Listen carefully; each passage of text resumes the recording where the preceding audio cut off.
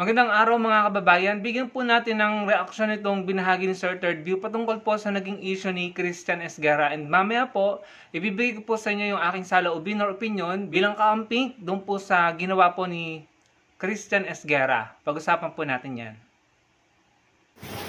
Makikisaw-saw lang ako ng konti dito sa issue ni Christian Esguerra kalaban yung mga loyalista ni PBBM na galit sa kanya ngayon, nagsisipag-unfollow sa kanya dahil tinawag ni Christian Esguerra na bobo daw si PBBM. Siyempre, pagka loyalista ka, masasaktan yung damdamin mo. Ako naman, dati akong kakamping. Ibinoto ko si Leni Robredo, ipinangampanya ko si Leni Robredo, at kung si Leni Robredo ay kakandidatong muli, iboboto ko yan uli. Ayaw na ayaw ko kay PBBM nung 2022 elections. Kasi may mga preconceived notions ako. Iniisip ko na baka si PBBM kapag nanalong presidente, kamukha ni Digong ipamigay na ng tuluyan ng West Philippine Sea. Kamukha ni Digong ituloy ang tokhang, kamukha ni Digong palaganapin ang korupsyon lalo dito sa bansang Pilipinas. Pero malapit na matapos yung term niya. Hindi naman natin to nakikita. Wala naman tayong nababalitaan na siya ay dawit dyan sa flood control. Doon pa lang sa issue ng West Philippine Sea, kota na siya para sa akin na ipinagtatanggol niya ang bansa natin, tumitindig siya laban sa China dahil sa atin talaga yung teritoryo na yan. Kung ikaw presidente at sangkot ka sa issue ng korupsyon, hindi mo papahabol yung mga congressmen at mga senador para ikulong sila. Oo, tanggap natin, mabagal yung takbo ng mga kaso, mabagal ang pag-usad ng proseso, pero kahit papano, may nakukulong, umuusad ang proseso ng paghahabol sa mga kawatan na to sa gobyerno. Dyan pa lang, purihin na natin tong Pangulo natin. At isa pa, ang kalaban natin dito lahat na dapat nating pagtulong-tulungan ay si Sara Duterte at ang puwersa ni Sara Duterte. Dahil kitang-kita natin ngayon na lumalabas kung sino ang mga demonyo at kung sino ang matitino.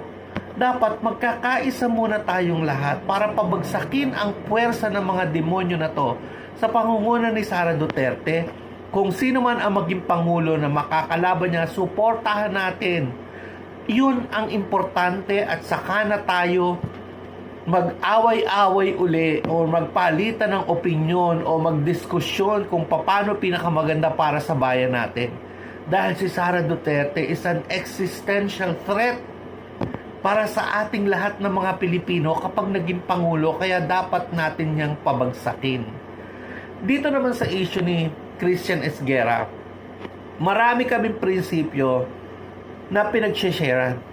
Naniniwala ako sa mga ipinaglalaban niya. Pero sa totoo lang, meron talaga tong kayabangan. Ayaw ko na kapag kami nagko-comment sa show niya, mali ang spelling, kahit DDS pa yan o kahit hindi DDS, pinagtatawanan in a very condescending way. Mga holier than thou to eh.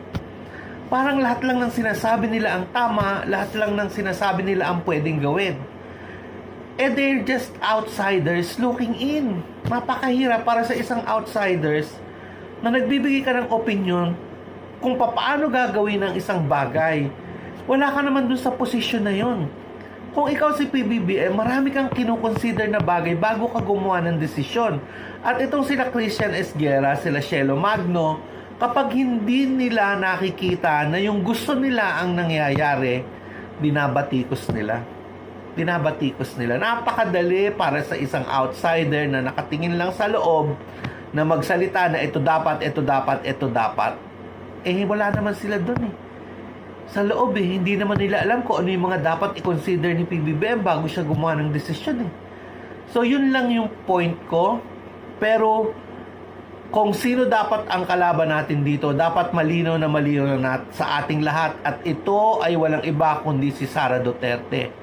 Kaya magkasundo-sundo tayo para mangyari na mapabagsak natin ang puwersa nito at siguraduhin na hindi na siya makakabalik sa 2020. Ito po yung masasabi ko dyan mga kababayan. Bilang kakamping po, Para po sa akin, mali naman talaga yung ginawa ni Sir Christian Esguerra na gumamit po siya ng term na below the belt at talaga pong offensive. Na talaga pong kung ikaw ay loyalist at talagang sumusuporta po kay PBBM, masasaktan ka po talaga dun sa sinabi niya. So, para po sa akin, mali talaga yon, no? And dahil dyan sa mga ganyang salitaan, kaya po nagkakaroon po ng away at samaan ng loob, no? Ako po, para po sa akin, iisa lamang ang kalaban natin dito. Ang kalaban po natin dito ay yung mga maka-China at nagpapahamak sa bansa natin na parang tila ibebenta tayo sa mga sindikato kapag sila po ang namuno. Yung po ang tinuturing kong kalaban dito. Para po sa akin, bilang kakamping, nakita na po natin na pare-pareho ang mga loyalist at mga kakamping ng layunin para sa bansa. So para po sa akin, dapat tayo magkakampi dito.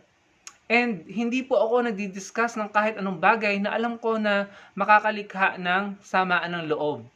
Kahapon nga po, hindi ko alam kung birthday or kamatayan po ni dating Senator Benigno Aquino. Hindi po ako gumawa ng content patungkol dyan dahil sabi ko ayoko na maalala yung nangyari sa nakaraan. Pero nagpapasalamat ako at na-appreciate ko na na-recognize ni PBBM ang mahalagang araw na iyon para po sa mga Pilipino. So nagpapasalamat ako na na-recognize yun ni PBBM at holiday iyan. Kung di ako nagkakamali, parang hindi dinideklarang holiday yan nung panahon ni Duterte, no? Nagpapasalamat po ako dahil yung mga ganyang gesture or mga ganyang pinapakita po sa mga Pilipino ay lumilikha ng pagkahilom. Nahihil po ang nangyaring sugat sa nakaraan, no? At dapat po yan yung ginagawa natin. Kaya nga po para po sa akin, sana si Christian Esguerra po ay mag-ingat naman sa paggamit ng kanyang mga salita. Hindi naman po kumukontra ang mga loyalists, no, kung gusto niyong batikusan si PBBM. Pero dapat ito ay maging constructive at hindi yung talagang nakaka-offend kasi ayaw nga po natin sa mga Duterte, yung mga salitang binibitawan nila, ginagamit nila, ayaw natin ng ganun. Tapos tayo pala yung gagamit ng ganun, hindi po ba parang naging ipokrito tayo? Pwede pong batikusan ng Pangulo, no? Pero wag naman yung tipong nakaka-insulto na. Mga DDS lang ang gumagawa niyan. At wag naman yung tipong destabilization. Ibang usapan yon.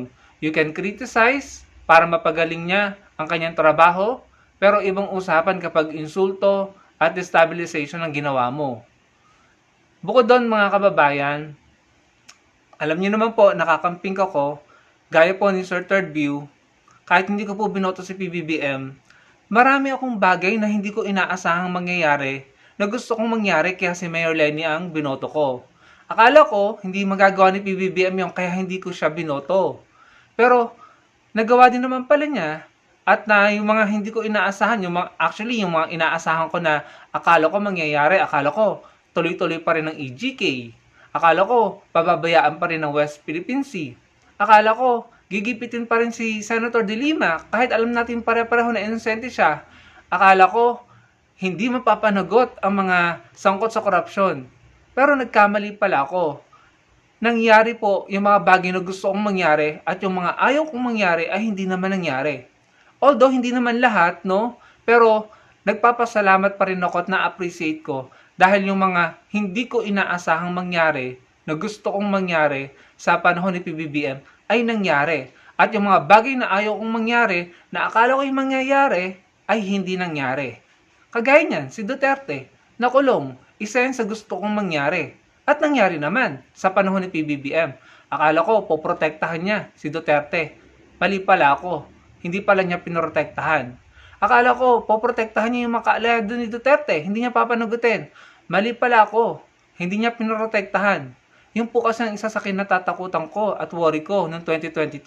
Sabi ko, nako, baka maging protector si PBBM or baka palampasin niya, palusutin niya ang mga nagwawalang hiya sa mga Pilipino.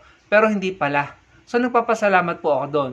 Kahit pa paano naman sana, ma-appreciate niyo yun at ma-realize niyo yun at maalala niyo para hindi na kayo gumagamit ng mga salitang offensive sa mga sumusuporta kay PBBM.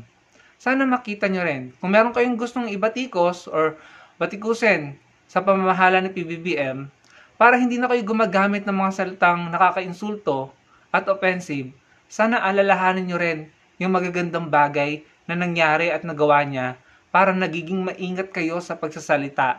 Dahil yan po, kapag po nagbitaw ka ng salita, kahit isang salita lamang yan, pag yan ay offensive, maaring mag-create po yan ng samaan ng loob at gulo. At nakita po natin ang nangyari. No? Gusto ko na po tayong mag-move forward na at mag-move on. Kasi mabigat po sa damdamin at masakit po kung puro away at gulo at samaan ng loob. Huwag po tayong gumaya sa kampo ng mga Duterte, ng mga DDS na yan na lamang po ang inatupag sa buong buhay nila. Hindi po talaga tayo magiging magkakasundo niyan kung babalikan natin ang nakaraan at kung hindi tayo magiging maingat sa mga sinasabi natin sa social media. No, sana i-consider natin na mga kapwa Pilipino natin yan, kahit magkaiba tayo ng sinusuportahan, kapwa Pilipino natin yan, bumatikos ng may pagrespeto at naaayon pa rin no, sa ikauunawa at yung tipong katanggap-tanggap na parang kahit sabihin mo na binabatikos mo, mauunawaan ng mga supporter na okay lang yun kasi tama pa rin naman yung sinasabi niya, may punto, may pagrespeto, at makakatulong yan kay PBBM para mas mapagaling pa niya, mapaganda pa niya ang nalalabi niyang 2 taong pamumuno. No? I'm sure, matatanggap po yan ng mga loyalists. Pero kung ikaw ay nagsalita na ng hindi maganda, insulting, ad hominem, profanity, kagaya ng ginagawa nila Eloy Bugris, at ng 10 pa na mga bastos, walang respeto na mga DDS kay PBBM, syempre mau-open po ang mga supporter ni PBBM, ang mga pro-government, mau-open po. No? So maging constructive, may pagrespeto, at may konsiderasyon sa ating pagsasalita. Hindi naman po bastos si PBBM eh. Hindi naman po siya kagaya ni Duterte na palamura, palaaway, walang respeto sa babae, walang respeto sa mga Pilipino, ginagawang katawa-tawa ang mga Pilipino, ginagawang joke ang mga sinasabi. Hindi naman po ganun si PBBM para tratuhin din ng hindi maganda. Yung mga DDS, wala na tayong magagawa dyan eh. Ganun na po talaga sila eh. Bastos na sila eh. Pero kung hindi ka DDS, tapos naging parang nakagawa ka ng isang bagay na para kang DDS or nag-asal DDS ka, eh marami talagang tao na aalma at magre-react sa'yo. No? Again, hindi naman po nagpakita ng kabastusan ang Pangulo. So, sana kung gusto niya mag-criticize, may pagrespeto pa rin at may paggalang at may konsiderasyon sa mga taong makakarinig nito. Matatanggap namin, lalo-lalo na ng mga loyalists ng mga kakamping na sumusuporta kay PBBM, kung i-criticize niya si PBBM, na may paggalang at makatotohanan. Hindi kasinungalingan, hindi destabilization, hindi black propaganda. Matatanggap namin yon.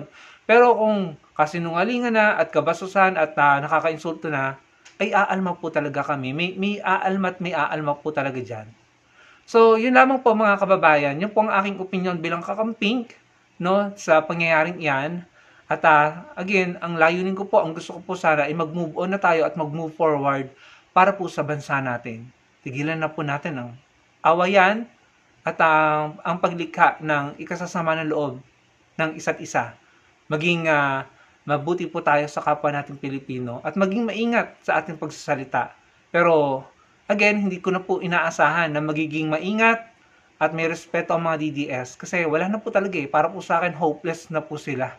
Pero tayo pong mga makapilipino, makabansa at sumusuporta sa gobyerno ni PBBM, tayo po ay maging mabuti sa isa't isa sa kapwa nating Pilipino. Yun lamang po mga kababayan. Salamat po sa panonood.